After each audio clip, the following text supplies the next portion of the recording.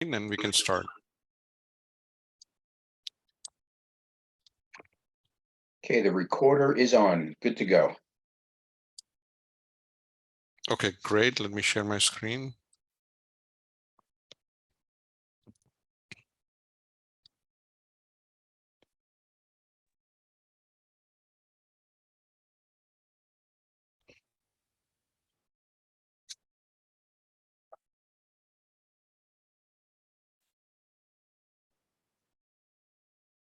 It's taking a little bit longer.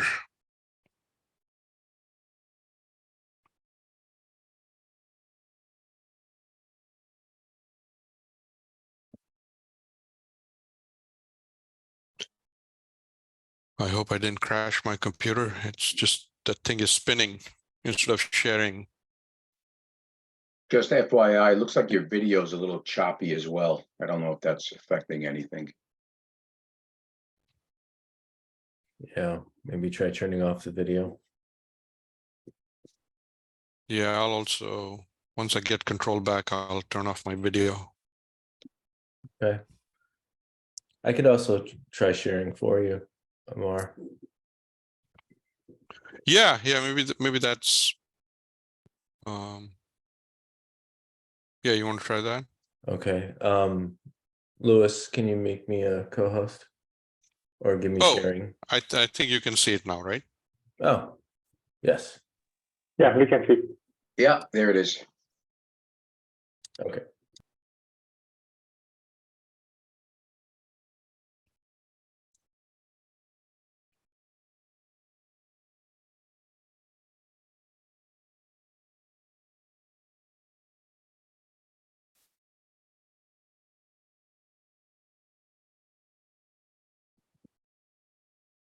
Okay.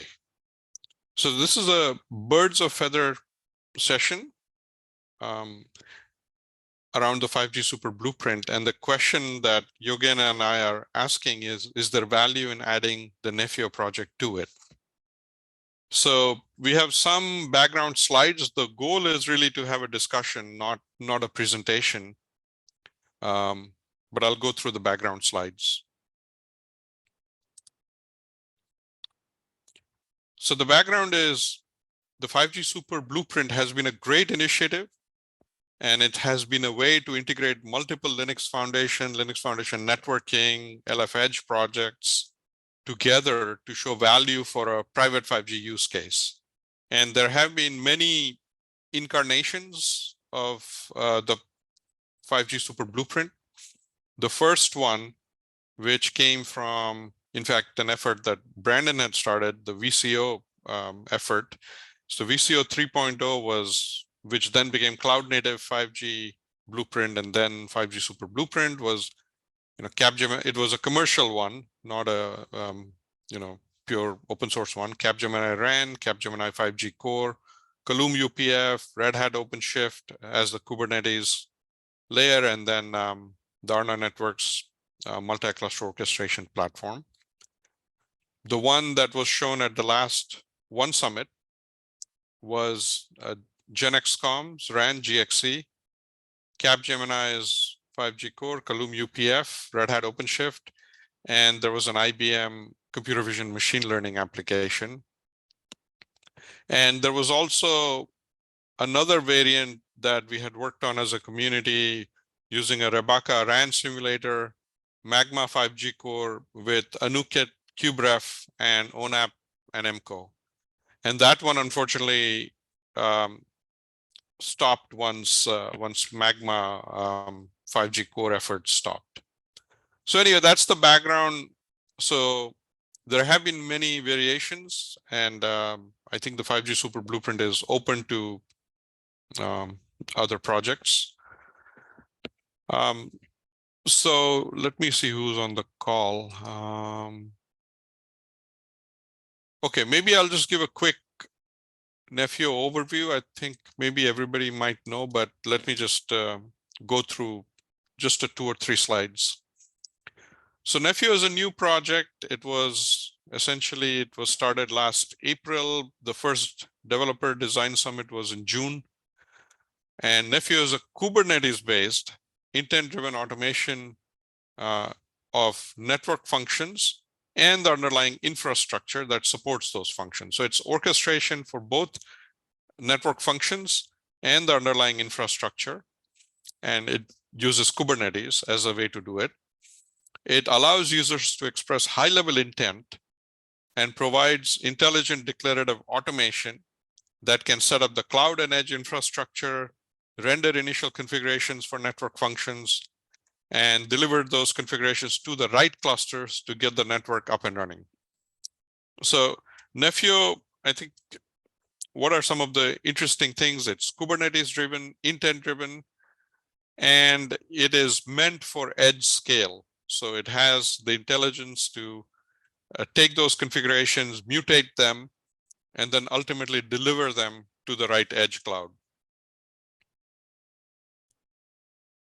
This is a little bit of a pictographical way to see what Nephio does. So in the middle, you see Nephio. And like I mentioned, it's Kubernetes driven. So the way to express your intent is through custom resources, CRDs. And these CRDs are defined by the Nephio community itself. There's different working groups, and one working group defines CRDs. The intent is described as configuration and data that then drives the CRDs. And then you need an operator. To do anything, you need an operator. So the operators implement the actual logic. There's also constant reconciliation to make sure that the configuration that was intended is actually delivered and activated on the edge cloud.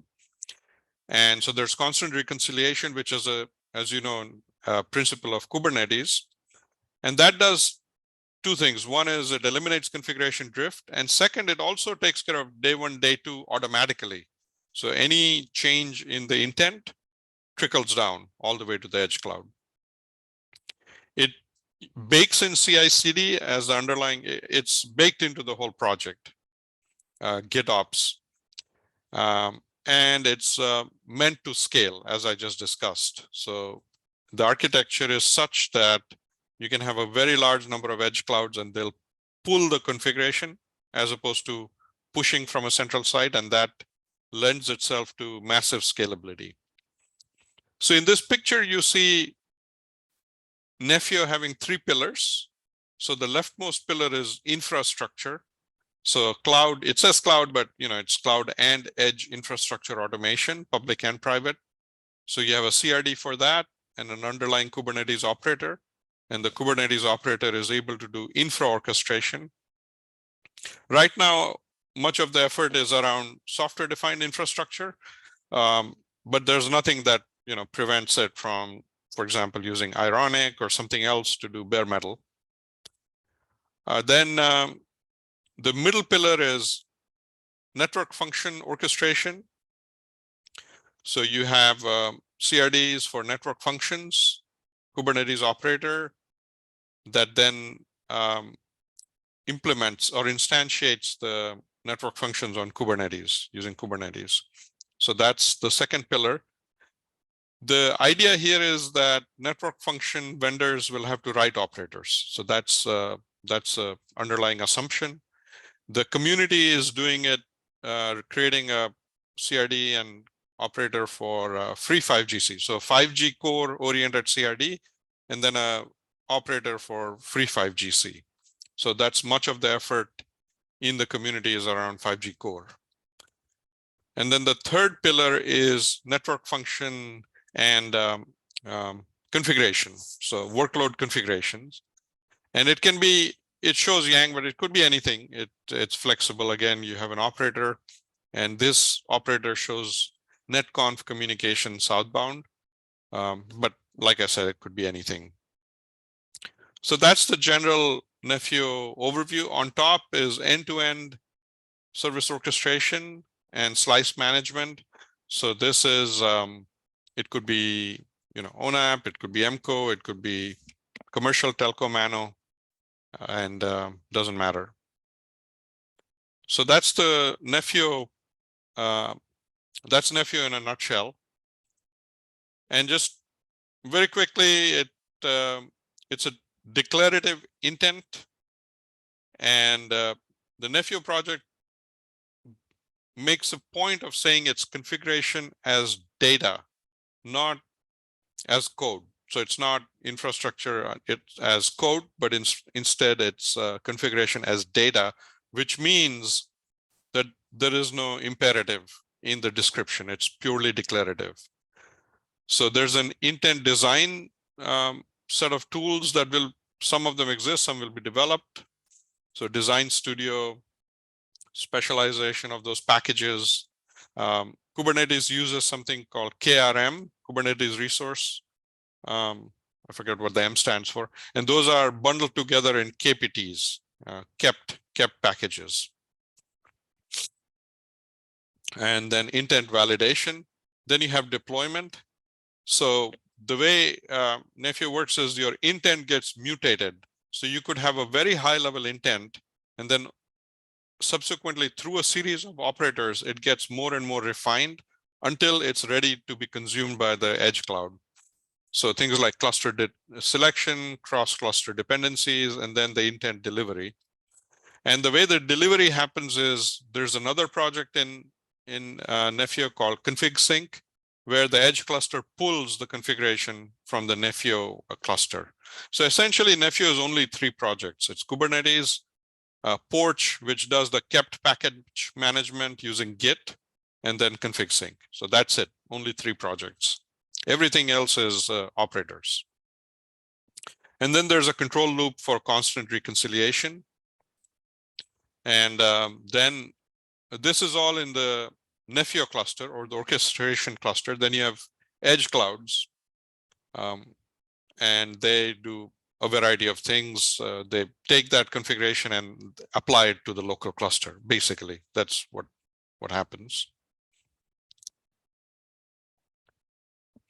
Okay, so with that background, I mean, there's a lot more. We just gave a quick summary. So the idea that we're proposing is, can we have a 5G super blueprint with Nephio? And we have gotten some initial positive response from NIVIC Pacific. Anybody from NIVIC Pacific on the call? I don't think so. Yeah. So these are the Ops 5G people. There's another Linux Foundation project called Ops 5G. And so they've given positive feedback on this. So the idea is that the RAN would be GenXCom, ORAN implementation, since you can't really get open source ORAN. Then the core would be SD core, which is ONF's fork of Free5GC. So it's very similar to Free5G core. The underlying cloud would be Azure Red Hat OpenShift or Red Hat OpenShift on AWS, ARO or ROSA. And then Nephio could be running on AnuKit. And then Nephio would, of course, manage and orchestrate and manage SD core.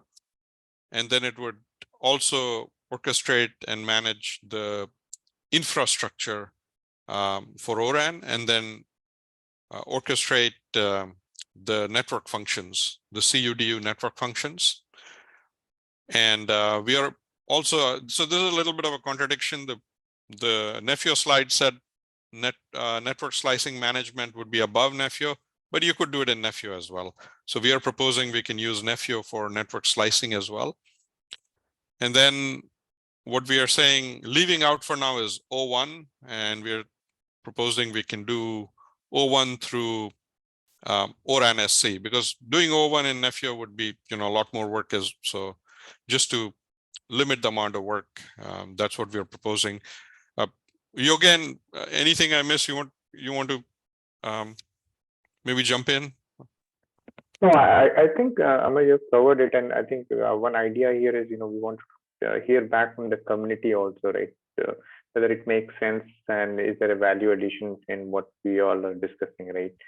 So if that is the case, anything which needs to be improved on, right, in some certain arrangements or in certain phases we have to do so that we get proper corrections on if the committee can start supporting on the Nephio side also, right?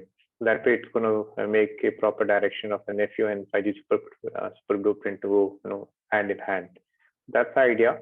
I think in the nutshell, ORAN with O1 makes sense to continue the way, because ORAN itself is a bigger project, right? And industry is adopting towards it.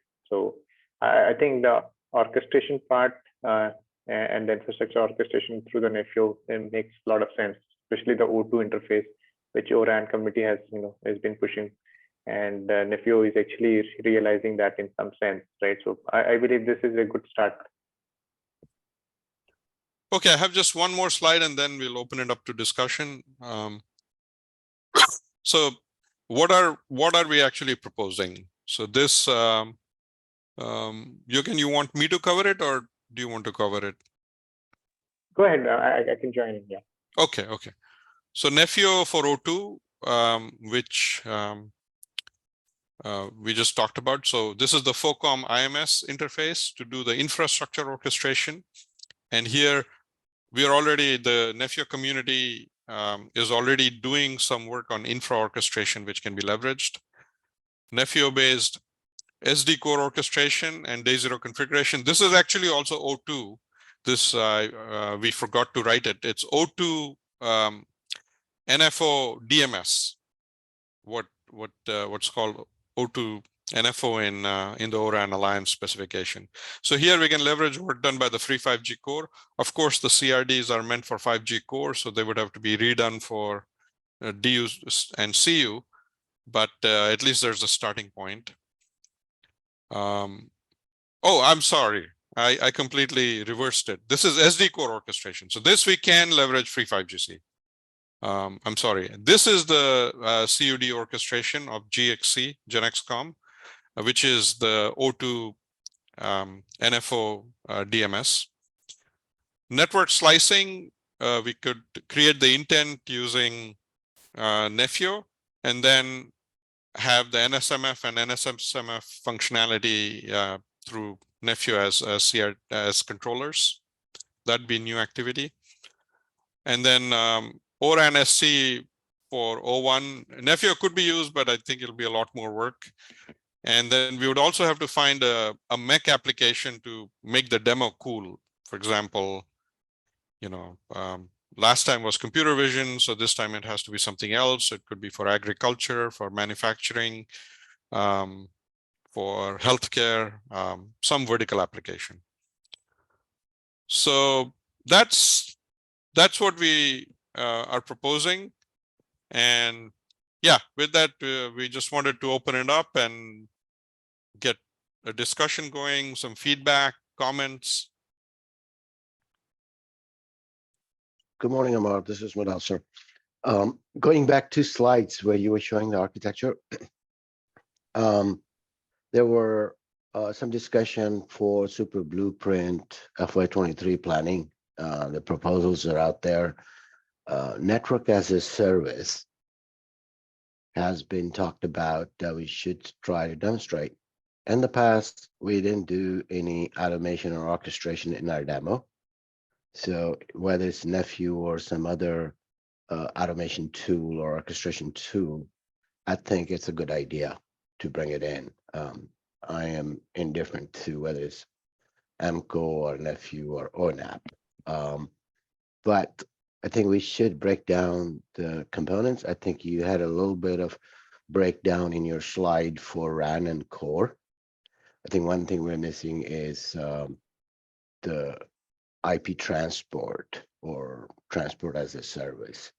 If that can be added, I think it's a good package to attempt. Okay, that's a good point. Yeah, transport needs to be accounted for.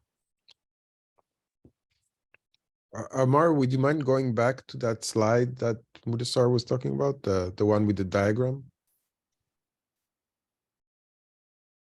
Yeah, Yep. thanks. So I think just to complete what Mudasar said, the transport is one maybe piece to add, but I like to emphasize what Mudasar said about the as a service, and something that we didn't focus on so far in the 5G Super Blueprint is the automation part, or maybe even creating some sort of a self-service portal showing the end-to-end flow, how and it could be tied to the use cases that you mentioned, the agricultural one or the industrial one, where the consumer of that network service is actually going through a self-service portal and triggers all the automation of deploying the different either slices or components of the service. Good point. Yep. And one quick question, just so I understand what you have in mind. You're showing the core and running on some public cloud Kubernetes cluster, and then Nephio itself is running on a different cluster, maybe that is on-prem. What was your thinking there? Why did you choose this architecture? So currently, Nephio, there's already work done to be able to manage software-defined infrastructure in a public cloud. And Red Hat has been a long-standing member of the 5G Super Blueprint. So that was my thinking. For Nephio to orchestrate an on-prem cloud, we would have to add things like bare metal orchestration and all, which would make it more complicated. Cloud-based orchestration of infrastructure is much easier. So it's just a proposal. I mean, it could be anything else. It could be Anukit, Silva. It could be it could be anything. But just for simplicity, I threw this out for now. So just to add to the same point, so ideally the management plane has to be, has to be separate from your control and the data plane, right?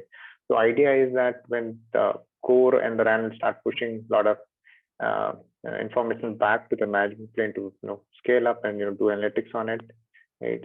So essentially, if it is a part of the main cluster, right, so then probably there can be resource crunch can happen. So it is better to have a segregated management plane and its own component sitting in, and from there you can actually manage the whole network, right? So it actually solves a lot of other problems as well, because suppose if one of the cluster of the RAN or the core goes down, and if your Nephio and that management plane is also on the same, so basically you're going to have a massive damage there, right? So that's the reason it has to be separated and have a segregated design. Yeah, I agree with that. O&M tools, in this case, Anukit, Kubernetes, and Nephios, they're really the management tools to manage the RAN and core and transport networks. So one quick question about the GenXCom components. Is the proposal to run the RAN as well on the public cloud? And has this been done before for the GenXCom software? Or I see the RU here, which I'm assuming has some hardware components. So where is the demarcation between the on-prem in the lab and the public cloud? We would have to ask them. Yeah, this is the first time Yogen and I are floating this. We have actually not talked to GXC, and that's a good point. If they are not able to run on any of the public cloud Kubernetes flavors, then it would have to become on-prem again. So then we would have to go back to the One Summit demo, where I believe it was on-prem Red Hat OpenShift, correct? I think that's Yogen, that was the configuration. Yeah, that's true. Yeah, That was so on-prem. yeah, we haven't checked with them. Yeah. So RU part, we talked to Gen X folks when we were setting up the lab in Dallas. I think it's really the integration effort. There is a physical RU card that is required but that subsystem then uses internal or external socket to talk to RU server. So the separation of RU card, what does it do? Perhaps that could be in an on-prem remote install. An actual RU itself could be in the cloud. Yeah, this diagram is misleading. The RU, of course, is not running on Kubernetes. I believe UNH is also going to get a radio. I forget which one. I forget if it's GenXCom or something else. That could be an option as well. There has to be distributed one for you to show Nephio orchestration over virtualized infrastructure. If it's in an appliance G/B, which is a good addition, right? Could you use PNF function with other functions being VNF?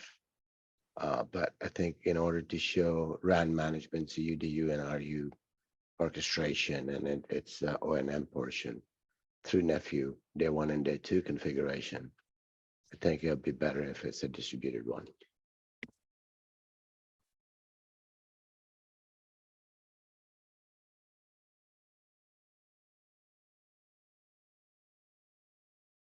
Okay, we have 2 more minutes. Any other feedback? Well, one last thought, right? So a lot of these automation tools do deployment day 1 and day 2 configuration. And I think at some point, the cybersecurity elements in deployment of control configurations should be part of some of these demos, because nobody's going to deploy it unless the solution is deemed secure. Okay, good point. Yep. So it could be as simple as, you know, the NSA and CISA provided some Kubernetes hardening, and they're really around IDs, configuration, namespaces, C groups, etc. So if that can be part of the templates that the Nephio is going to use for Kubernetes resource management, that could be solved. Similarly, network design itself, like using the slicing concept or IP network isolation concepts. So they will have different control plane networks, different user plane network, different management networks. I think that will add a lot of value. Okay, so in conclusion, let me wrap it up. It's 6:30 my time. So a lot of good ideas, but the lifeblood of an open source project is contributors. So I haven't heard anybody saying, hey, we'd be super excited to collaborate and work on this. So if there are contributors, please let Yogen and I know. Yeah, we are not going to be able to pull this off on our own unless there's a group of like-minded, similar contributors. We can't really, there's a lot of work here. We can't pull it off. So if there are contributors on this session who want to work with us, please let us know. So with that, let me conclude. Thank you so much. Thank you, guys. Thank you. Thank you, Amar.